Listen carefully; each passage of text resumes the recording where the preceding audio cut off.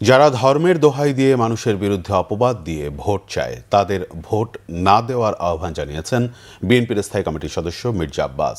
বেগম খালেদা জিয়ার রুহের মাগফিরাত কামনায় রবিবার রাতে জাতীয়তাবাদী ওলামা দল ও শাহবাগ থানা ঢাকা মহানগর দক্ষিণ আয়োজিত দোয়া ও তাফসিরুল কোরআন মাহফিলে একথা বলেন তিনি। যে কোনো মূল্যে চাঁদাবাজি বন্ধ করা হবে জানিয়ে তিনি আরও বলেন, বিদেশে ও দেশে তার বিরুদ্ধে অন্যায় প্রচারণা চালাচ্ছে একটি মহল। মিথ্যা না বলে কোনো সুনির্দিষ্ট অভিযোগ দিলে শাস্তি মাথা পেতে নেবেন বলেও জানান তিনি।